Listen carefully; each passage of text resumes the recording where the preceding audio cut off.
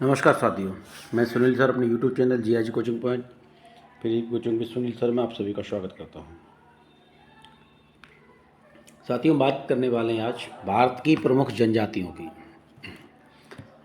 जनजातियां क्या होती हैं और कौन कौन सी प्रमुख जनजातियां हैं, इनकी कितनी आबादी है, अनुसूचित जनजाति आयोग क्या है, ये सारी चीज़ें मैं इस लेक्चर में आपके लिए लेकर आया हूँ। तो बिना किसी विलंब के शुरू करते हैं। भारत की प्रमुख जनजातियाँ। जनजाति होती क्या है? तो जनजाति एक ऐसा सामाजिक समूह है जिसकी एक अलग पहचान होती है, जिसकी एक स्वयं की एक अलग पहचान होती है, बोली है, संस्कृति है, एक रूपता है और एकीकृत सामाजिक संगठन होता है। ये किसी न किसी रूप से या इनकी अलग पहचान होगी, या बोली एक होगी, संस्कृति एक होगी, मान्यताएं एक होंगी, एक रूपता होगी उनमें।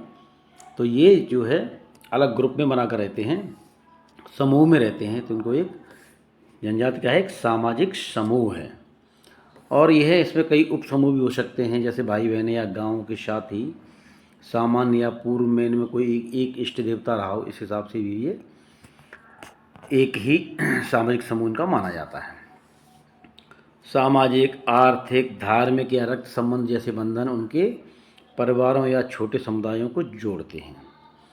भारत में आदिवासी जनजाति के लोगों को आदिवासी भी कहा जाता है। जो जनजाति के लोग हैं उनको आदिवासी भी कहा जाता है। संविधान में इनके लिए क्या प्रावधान है, तो उसके बारे में बात करते हैं हम। राष्ट्रीय अनुसूचित जनजाति आयोग है, यह एक संवैधानिक इकाई है जिसका गठन 2004 में भारतीय संविधान के अनुच्छेद 338B के तहत अनुसार किया गया था। और इसका जो प्राथमिक कार्य क्या है, वो अनुसूचित जनजातियों के अधिकारों और कल्याण की सुरक्षा के लिए एक संरक्षक के रूप में कार्य करना है। तो ये क्या करता है, ये भारत में जितनी भी अनुसूचित जनजातियां हैं उन सब के लिए एक संरक्षक के रूप में कार्य करता है। जितनी भी शेड्यूल्ड ट्राइब्स हैं उन सब के लिए एक संरक्षक का कार्य करता है। और अगर इनके किसी भी अधिकार का कोई भी वायलेशन होता है या कोई भी व्यक्ति इनके खिलाफ कोई भेदभाव करता है तो ये सीधे एसटी आयोग का रुख कर सकते हैं, और वहाँ से इनके लिए ये अर्धन्यायिक संगठन भी होता है जो रेट वगैरह भी जारी कर सकता है। कोई व्यक्ति यदि अनुसूचित जनजाति के लोगों के हितों को कटाराघात कर रहा है तो राष्ट्रीय अनुसूचित जनजाति आयोग उनके संरक्षक के रूप में कार्य करने के लिए बीच में आता है। एक और महत्वपूर्ण प्रश्न बनता है कि इस समय राष्ट्रीय अनुसूचित जनजाति आयोग के अध्यक्ष कौन है, तो वो हैं आपके अंतर सिंह आर्य। श्री अंतर सिंह आर्य जी ये वर्तमान में एसटी आयोग के अध्यक्ष हैं। आगे हम बात करते हैं जो प्रमुख जनजातियाँ हैं, उन प्रमुख जनजातियों में एक भील जनजाति है। इसकी सबसे अधिक आबादी है। भारत में सबसे अधिक आबादी पूछा जाए जनजातियों में तो कौन सी जनजाति की है, तो आपको याद रखना है वो भील जनजाति है, जिसकी सबसे अधिक आबादी है। और टोटल अनुसूचित जनजाति की जितनी भी आबादी उसमें 37.7% हिस्सा किसका है, भीलों का है।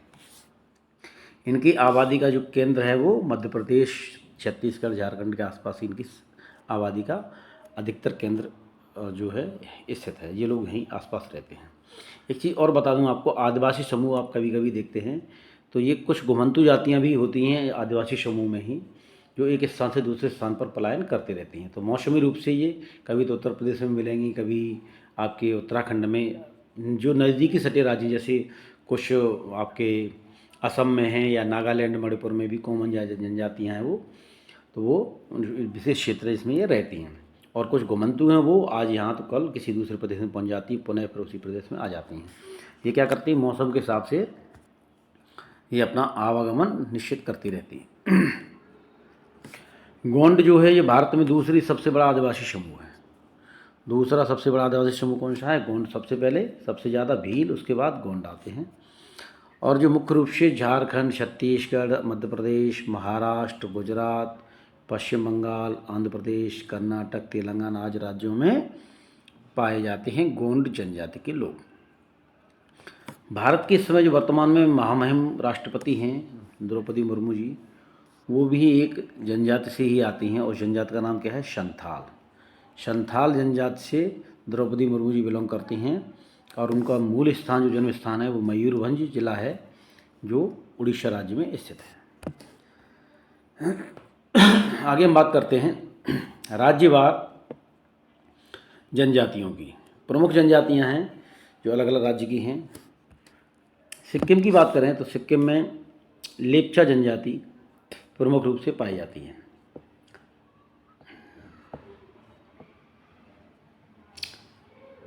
और बिहार की यदि बात करें तो बेंगा, बंजारा, मुंडा, भुइया और खोंड ये जनजातियां बिहार में पाई जाती हैं। मध्य प्रदेश की बात करें भील, मेहाल, बिरहोर, गडावा, कमार, नट ये जनजातियां सभी मध्य प्रदेश में पाई जाती हैं। साथियों, मध्य प्रदेश में टोटल जितनी भी एसटी आबादी है अपने देश की, उसमें सबसे अधिक आबादी कहाँ पाई जाती है? तो वो मध्य प्रदेश में पाई जाती है। ये भी आपको याद रखना है। उड़ीसा की बात करते हैं तो बेंगा, बंजारा, बडहोर, चैंचू, गड़ावा, गोंड और हौश ये जनजातियाँ उड़ीसा में निवास करती हैं। जटायु, जुआंग, खरिया, शौरा, मुड्डपत्तू ये सारी जनजातियाँ कहाँ की हैं? उड़ीसा की हैं। बेंगा, बंजारा, बड़होर, चौचू, गड़ावा, गोंड, होश, जटायु, जुआंग, खरिया, सौरा और मुंडपत्तू।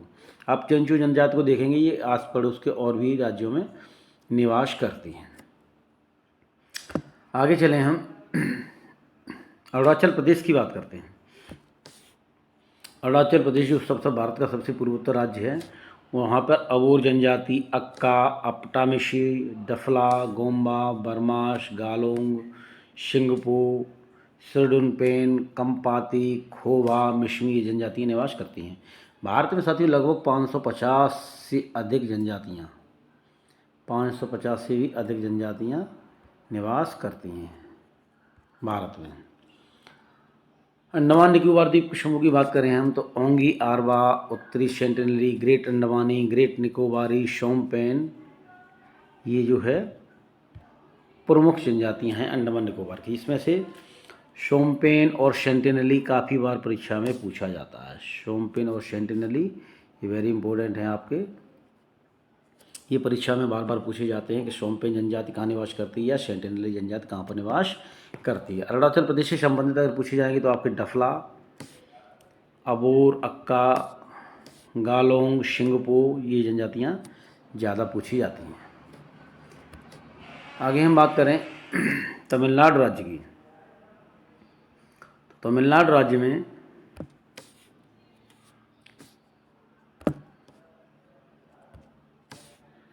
टोडा, कडार, अडयान, इकला, कुट्टनायर, अरंदान, कोराग, कुचिरियान, कुरुम्बा काफ़ी पूछी जाती है। माशेर, कुरमान, मुथवान भी बहुत पूछी जाती है। इरुला भी पूछी जाती है। मन्नान भी पूछी जाती है। थुलिया भी बहुत पूछी जाती है परीक्षा के दृष्टिकोण से। कनिक्कर ये भी बहुत पूछी जाती है। ओराशिल, विशावन इत्यादि जनजातियाँ तमिलनाडु में पाई जाती हैं। टोडा, कडार, अडयान, इकला, कुट्टनायक, अरदान, कोगार, कुरिचियान, कुरुम्बा, माशेर, कुरुमान, मुथवान, थुलैया, मलयाली, पनिया भी पूछी जाती है। कनिक्कर, इरावलन, इरुला, निशावन, मन्नान और ओराशिल ये जनजातियाँ सारी आपके तमिलनाडु राज्य से बिलोंग करती हैं। अब तमिलनाडु से ही लगा हुआ राज्य है आपका केरल, तो आप देखेंगे कुछ कॉमन जनजातियाँ जो आपकी तमिलनाडु में पाई जा रही हैं और आपकी केरल में भी है। जैसे कडार है, यहाँ भी ये आपकी और तमिलनाडु में पाई जाती है। इरुला, अगर आप ये प्रश्न बन सकता है दिमाग में आपकी चीज़ आ रही है सर ये परीक्षा में आ गई और दोनों ही ऑप्शन दिए तो क्या करना होगा? दोनों ऑप्शन नहीं दिए होंगे, क्योंकि परीक्षा जो प्रश्न पत्र तैयार कर रहा है उसे भी पता है कि जनजाति किस किस स्टेट में पाई जाती है, तो वो इनमें से एक ही ऑप्शन देगा। जैसे उसने पूछ लिया कडार जनजाति कहाँ पाई जाती है, तो तमिलनाडु केरल में तो एक ही ऑप्शन होगा। इरुला, मुथुवान, कनिक्कर, मिशावन, मन्नान, कुरुम्बा, पनिया ये सारी कॉमन हैं जो आपके यहाँ पे आती हैं। इसके बाद कुछ अलग जनजातियाँ जैसे मलकुरावन, मलरारायन, मलावेतन, मलायन, उल्लातन, युराली, अरनादन, कहूर नाकन, कोरागा, कोटा, कुरियान, कुरुमान, पुलायन और मल्लार। तो ये सारी जनजातियाँ कहाँ पर निवास करती हैं? आपकी केरल में पाई जाती हैं। हालांकि छोटा सा राज्य लेकिन वहाँ पर आदिवासियों की कई प्रजातियां पाई जाती हैं या अलग अलग नाम के आदिवासी समूह पाए जाते हैं। आगे हम बात करते हैं कर्नाटक की। तो कर्नाटक के मोस्ट इम्पोर्टेंट है हिक्की पिक्की। ये कई बार परीक्षा में आता है। हिक्की पिक्की जनजाति समूह किस राज्य से संबंधित है? हिक्की पिक्की जनजाति समूह किस राज्य से संबंधित है? तो आपको याद रखना है वो कर्नाटक से रिलेटेड है। इरुगा, इरुगा तो दो जगह और भी मिला आपको, जैन, कोशवा, गोंड, भील भी काफ़ी जगह मिलेगा आपको। भील अगर कॉमनली पूछा जाए तो आपको मध्य प्रदेश में सबसे पहले ऑप्शन है, तो मध्य प्रदेश लगाना है। उसके बाद अगर मध्य प्रदेश नहीं है तो आप छत्तीसगढ़ या कर्नाटक भी, इसमें भील आपका आता है। त्रिपुरा में भी भील पाया जाता है। कर्नाटक की जो अलग से जनजाति है वो आपकी वर्ली, चेंचू, कोया, अर्दन, येरला, कोरमा, ये जनजातियाँ प्रमुख रूप से पूछी जाती हैं। उसमें सबसे इम्पोर्टेंट आपकी हिक्की पिक्की। छत्तीसगढ़ की जनजाति की बात करें हम तो जो मध्य प्रदेश में पाई जाती हैं, भैया वो छत्तीसगढ़ में, क्योंकि मध्य प्रदेश छत्तीसगढ़ का ही जो छत्तीसगढ़ है वो मध्य प्रदेश का ही भाग रहा है प्रारंभ में। तो कोरकू, भील, बेंगा, अगरिया, भारिया, कोरवा, कोल, उरांव, प्रधान, नगेशिया, हलवा, बतरा, माडिया, शहरिया, शहरिया काफ़ी पूछा जाता है। कंवार, कंवार भी काफ़ी पूछा जाता है। प्रधान भी, उरांव, ये सारी जनजातियाँ परीक्षा में पूछी जाती हैं। भील के बारे में यदि बात करनी हो आपको तो सबसे पहले आप लगाएंगे मध्य प्रदेश, छत्तीसगढ़, उसके बाद कर्नाटक। त्रिपुरा में भी भील पाए जाते हैं। लेकिन जो जनजातियाँ एक से अधिक राज्यों में पाई जाती हैं उनको कम पूछा जाता है, लेकिन जो यूनो के हैं वो ज़्यादा पूछी जाती हैं, जैसे आपकी हक्की पक्की है। आगे बात करते हैं त्रिपुरा की। त्रिपुरा में लोसाई जनजाति काफ़ी इंपॉर्टेंट है, पूछी जाती है। माघ, हलम, खशिया, भूटिया, भूटिया जनजाति पूछी जाती है। आपने देखा होगा भारतीय फुटबॉल टीम के पहले कैप्टन रहे बाईचुंग भूटिया, बाईचुंग भूटिया। तो आप समझ सकते हैं बाईचुंग भूटिया कहाँ से रिलेटेड थे? त्रिपुरा से। तो बाईचुंग भूटिया से आप समझ सकते हैं कि वो भूटिया थे, वो जनजाति से रिलेटेड थे। मुंडा, आपने देखा होगा बिरसा मुंडा, जो भगवान बिरसा मुंडा आदिवासियों के जनजाति की जो देवता माने जाते हैं। और इसके बाद संथाल, भील, जवनिया, जिरांग और ऊंचाई, ऊंचाई नहीं ऊंचाई है। तो ये सारी जनजातियाँ त्रिपुरा से रिलेटेड हैं आपकी। आगे चलते हैं।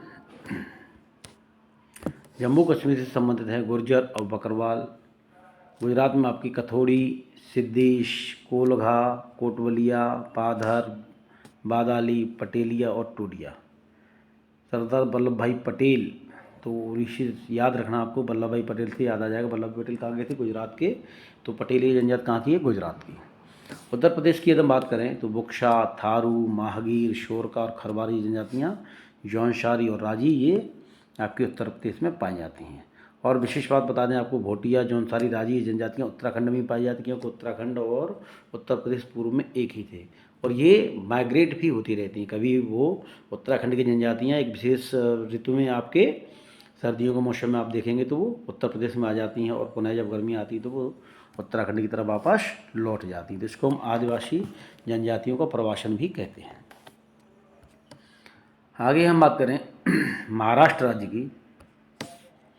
तो महाराष्ट्र में भील, गोंड, भील आपने देखा मध्य प्रदेश में भी, छत्तीसगढ़ में भी, आपका उड़ीसा में भी है, कर्नाटक में भी है, आपका जो है त्रिपुरा में भी है, महाराष्ट्र में भी भील, पश्चिम बंगाल में भी भील है आपका। तो इसीलिए भील की आबादी सबसे अधिक है अनुसूचित जनजातियों में। अगरिया, अशुरान, भारिया, कोया, बरली, इम्पोर्टेंट है आपकी महाराष्ट्र के लिए, बरली, कोली।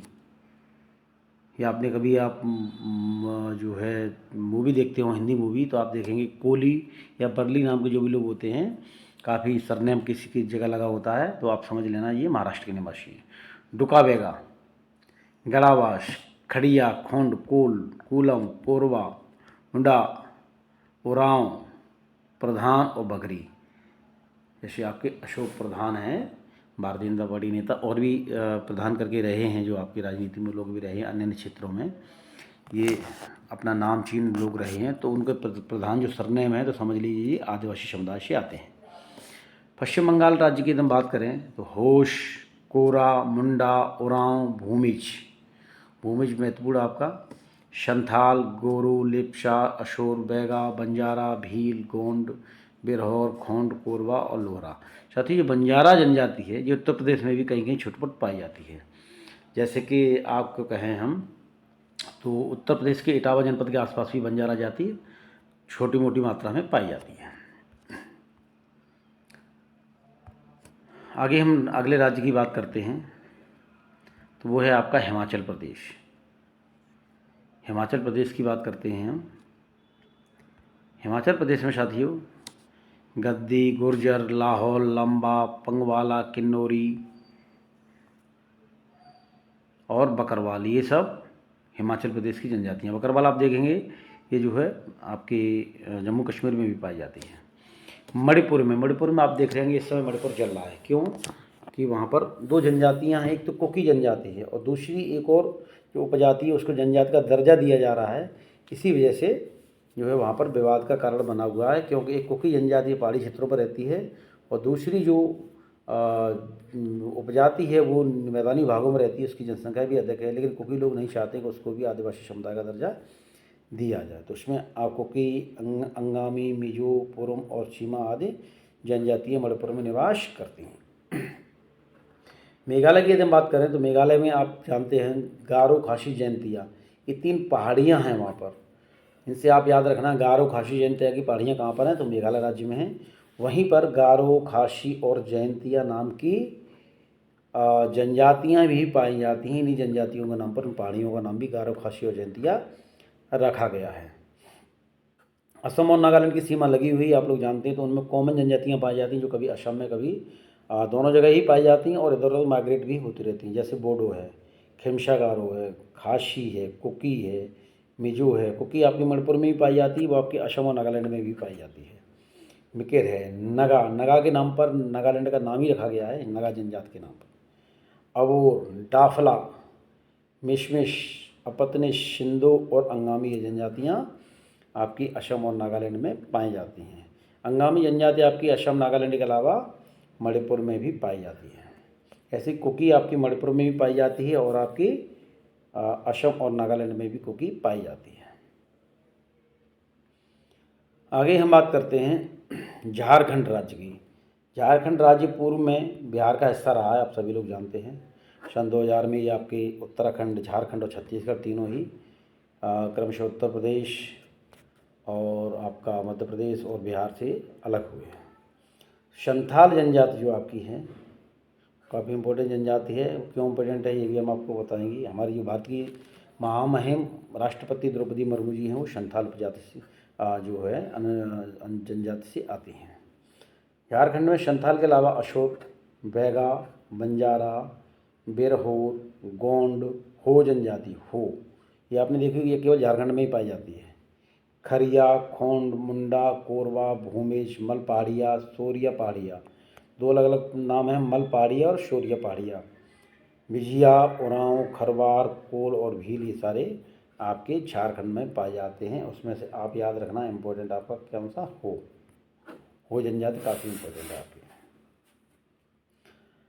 आगे हम बात करें आपके आंध्र प्रदेश राज्य की तो चेंचू जनजाति यहाँ भी पाई जाती है। कोचा, गोडावा, जटापा, कोंडा डोरस, कोंडा कपूर, कोंडा रेड्डी।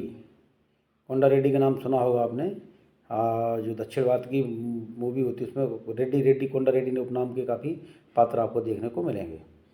खोंड, सुगेलिश, भील, गोंड, कोलम, प्रधान और वाल्मीक ये भी जनजाति ही है। वाल्मीकि की हमारे यहाँ पर अनुसूचित जाति में आता है, लेकिन वाल्मीक ये आंध्र प्रदेश में अनुसूचित जनजाति के अंतर्गत आता है और वाल्मीकि उत्तर प्रदेश मध्य प्रदेश के अंतर्गत ये जो है अनुसूचित जाति का भाग है। आगे हम बात करें राजस्थान राज्य की। साथियों राजस्थान में सबसे अधिक जाति आपने देखा होगा।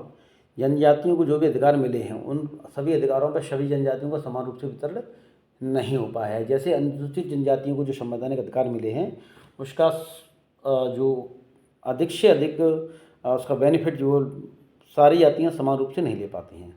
जैसे अगर उत्तर प्रदेश के संदर्भ में बात करें तो अनुसूचित जाति में सबसे अधिक जो लाभ लिया है वो जाटव समुदाय के लोगों ने लिया है।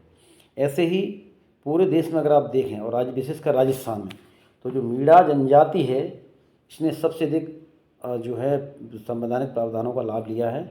और आप देखेंगे कि जो ज़्यादा बड़े बड़े आबादी सेवाओं प्रशासनिक पद हैं IAS IPS, उसमें आपको मीणा सरनेम के काफ़ी अधिकारी देखने को मिल जाएंगे। अन्य सभी जनजातियों की तुलना में अपेक्षाकृत रूप से मीणा लोग अधिक हैं। उसके बाद भील, गरासिया, शहरिया, डामोर, रावत, मेवात, कोली, शांसी, दमोर एवं मेव जनजाति काफ़ी इंपॉर्टेंट आपको याद रखनी है। मीणा के बाद मेव भी याद रखनी है। कहाँ पर, किस संदर्भ में? राजस्थान के संदर्भ में। अब हम अनुसूचित जनजाति से संबंधित कुछ अन्य बातें भी कर लेते हैं। अनुसूचित जनजाति की साक्षरता 2011 की जनगणना के अनुसार, देखिए साथियों, हमारे पास जो लेटेस्ट आंकड़ा है जनगणना का, वो 2011 का ही है, क्योंकि 2019 में जब जनगणना की तैयारी चल रही थी, 2021 की जनगणना की, तो उसी समय क्या आ गया? कोविड-19 आ गया। उसका प्रभाव 2 साल तक रहा, तो जनगणना उस समय भारत सरकार ने रोक दी। और अभी 2024 हो गई है, तो उसके संबंध में कोई शुरुआत भी नहीं है। तो इसका मतलब जनसंख्या का जो अभी कोई लेटेस्ट आंकड़ा पूछा जाए तो आपको वो 2011 की जनगणना के अनुसार ही बताना है। तो 2011 की जनगणना के अनुसार भारत का औसत लिंगानुपात कितना साथियों? 943। देखिए साथ में कई क्वेश्चन रिवाइज होते रहेंगे। औसत लिंगानुपात भारत का कितना है? 943, ये आपको याद रखना है। और लिंगानुपात क्या होता है? प्रति 1000 पुरुषों पर कितनी महिलाओं की संख्या है? तो 943 महिला प्रति 1000 पुरुष भारत में औसत लिंगानुपात है, अकॉर्डिंग टू सेंसस ऑफ 2011। जबकि उसी टाइम पीरियड में अनुसूचित जनजाति के में यह जो रेशियो था आपका, वो 990 महिला प्रति 1000 पुरुष। इससे हम समझ सकते हैं कि अनुसूचित जनजाति में जो समूह हैं उनमें महिलाओं का जो प्रमुखता है, काफ़ी आदिवासी समूह महिलाओं के नाम से ही चलते हैं या उनमें महिला प्रधान ही होते हैं।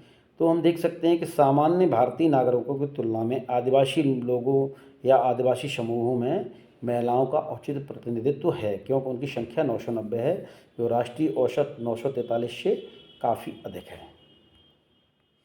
आगे हम बात करें लिंगानुपात 0 से 6 वर्ष की एज के बीच का। तो भारत में 0 से 6 वर्ष के जो बच्चे हैं उनमें लिंगानुपात हम देखें तो 1000 बच्चों पर जो बच्चियों की संख्या है वो 919 है। जबकि अनुसूचित जनजाति में यही संख्या 0 से 6 वर्ष के आयु वर्ग में आपके 957 है, जो कि काफ़ी अच्छी है।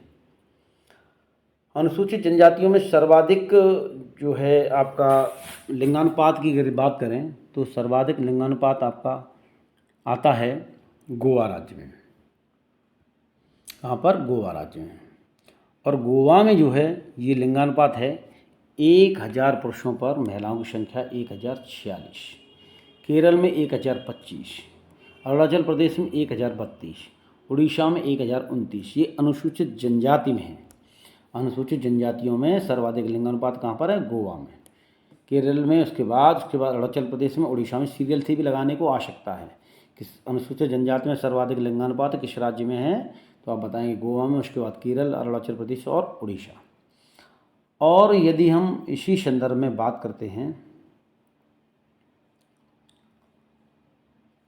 जम्मू और कश्मीर में अनुसूचित जनजातियों में लिंगानुपात देश में सबसे कम है। कहाँ पर? जम्मू कश्मीर में। जम्मू कश्मीर में लिंगानुपात ST में सबसे कम है। कितना है आपका? वो है 924।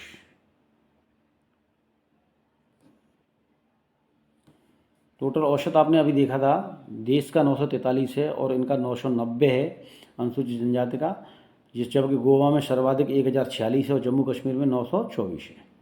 जम्मू कश्मीर में कितना है? 924। ये भी आपको याद रखना है। आगे हम बात करते हैं अनुसूचित जनजाति में साक्षरता की। यदि हम बात करें अनुसूचित जनजाति में, यदि साक्षरता की बात करें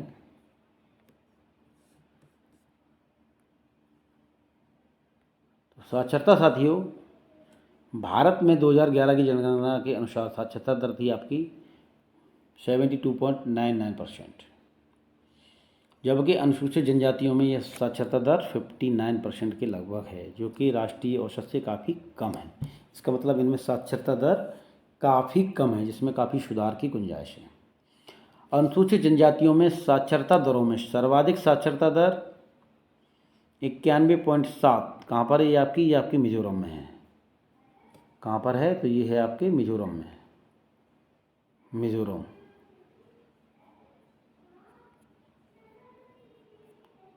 सबसे अधिक मिजोरम में 91.7% है, और आंध्र प्रदेश में सबसे कम 49.2% है। सारे फैक्ट आपको याद रखने हैं। क्या याद रखना है आपको कि भारत की साक्षरता दर कितनी है? तो 72.99% है। एसटी में कितनी है? ये 59% है।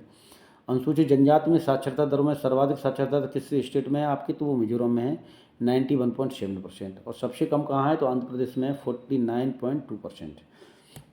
यदि हम केंद्र शासित प्रदेशों की बात करें तो उच्चतम साक्षरता दर आपकी है लक्षद्वीप में, कितनी है? 91.7%। राज्य में सबसे अधिक मिजोरम में, और आपके केंद्र शासित प्रदेश की बात करें हम तो लक्षद्वीप में। इसके बाद हम आगे बात करते हैं।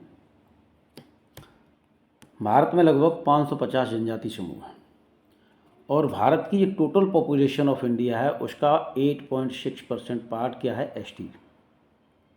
एसटी कम्युनिटी का आता है। कितना?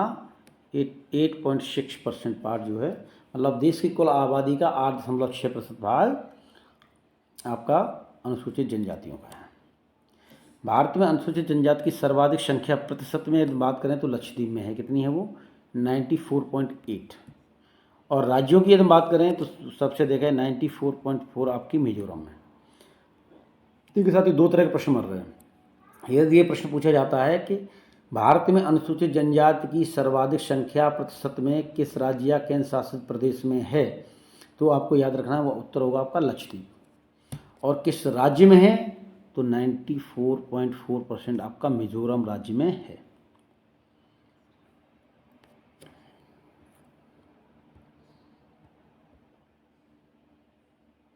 और यदि हम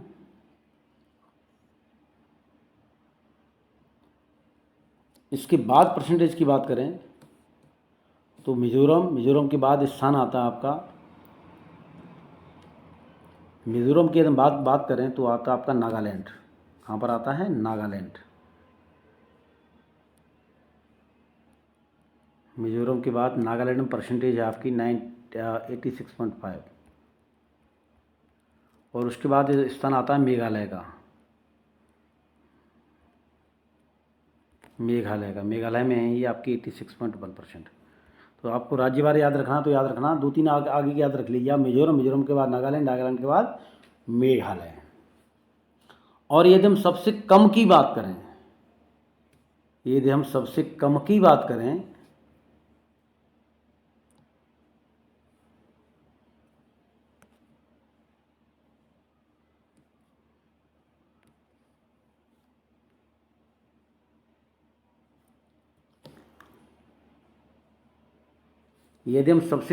करें, तो साथियों सबसे अधिक की अगर हमने बात करी थी, सबसे पहले आपका आता है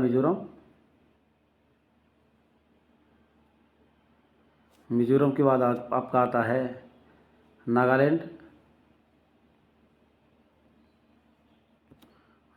की बात करें हम तो आपका आता है मेघालय के बाद बात करें तो आता है आपका अरुणाचल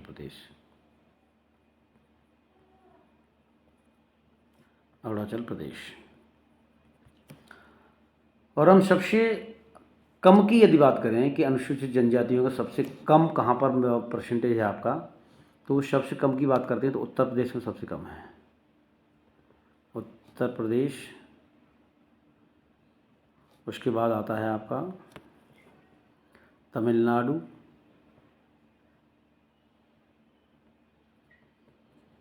के बाद की बात करें हम तो आपका आता है बिहार। और साथियों आपका पंजाब और हरियाणा आपका जो ऐसे राज्य हैं, पंजाब, हरियाणा, चंडीगढ़, जहाँ पर आपका पंजाब, हरियाणा और चंडीगढ़, जहाँ पर आपका कोई अनुसूचित जनजाति निवास नहीं करती है। पंजाब, हरियाणा और चंडीगढ़, यहाँ पर कोई भी जनजाति निवास स्थायी रूप से नहीं करती है। अगर कोई जनजाति घुमंतू रूप में आ जाए तो अलग चीज़ है, लेकिन स्थायी रूप से निवास नहीं करती है। और एक प्रश्न और बनता है कि सर्वाधिक जनसंख्या अनुसूचित जनजाति की कहाँ निवास करती है। तो आपको वो याद रखना है, उसके बारे में हम आपको बताएं। इसको हम मिटा देते हैं। सबसे अधिक अगर जनसंख्या की बात करें तो सबसे पहले आपका आता है एमपी।